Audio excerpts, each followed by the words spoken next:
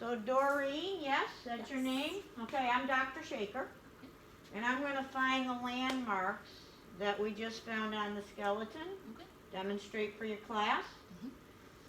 Today, the purpose of this experience is for knowledge, so that they can start to learn their skills of palpation. Okay? Risks and benefits, not many. All right? There may be something that's a little uncomfortable. If so, when I put my hands on you, let me know and I'll adjust my pressure or even stop doing what I'm doing. Sure. Okay? The benefit is that perhaps they'll be able to do this on one of their partners. Okay? Do I have your permission to put my hands on? You do. Okay. All right. So in an actual clinical situation, I would be standing in front, and if I do that, you guys are not going to be able to see what I'm doing, and it won't look as good on the video. Okay? So I'm going to start out with the zygomatic bones. Okay?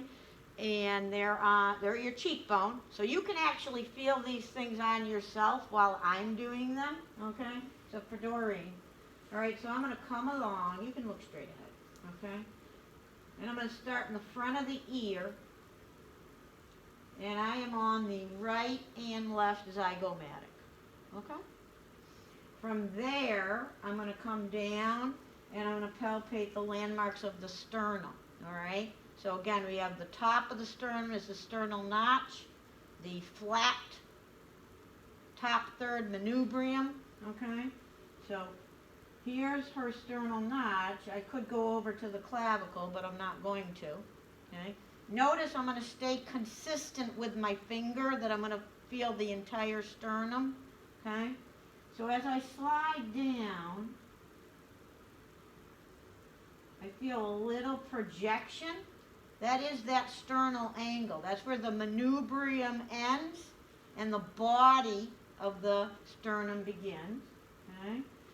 And again, I'm going to slide down until I get to a projection.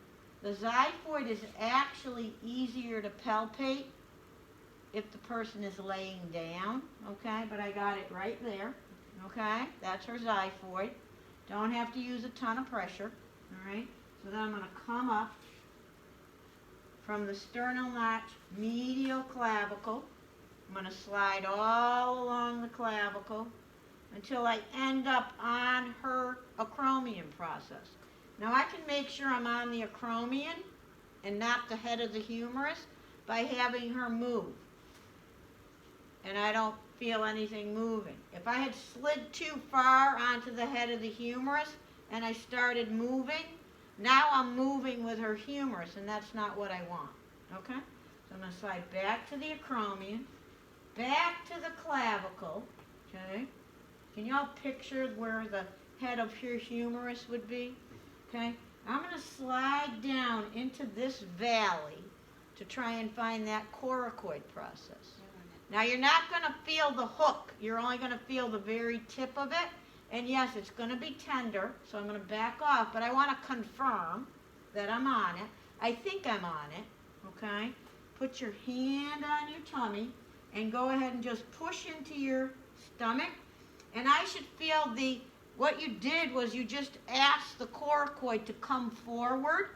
Okay? Because the pectoralis minor pulls the coracoid forward.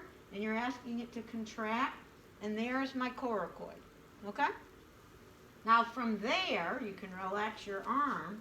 I'm going to go straight lateral,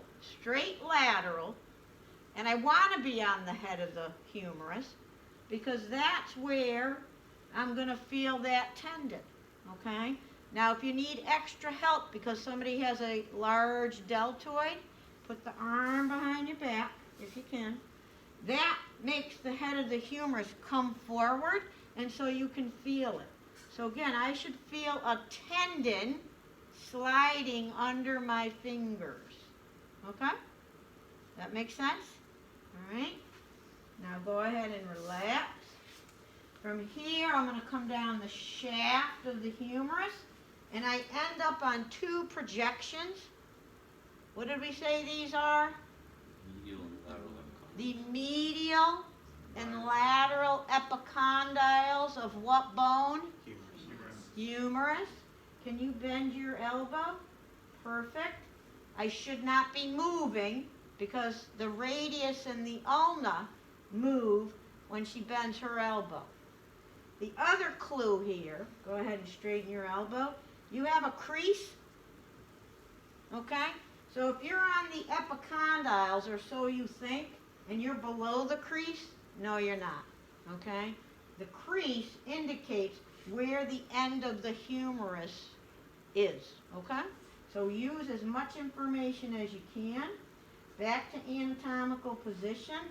I'm going to slide down. My fingers are on the ulna. My thumb is on the radius until I come to what I think is the end of the radius and ulna.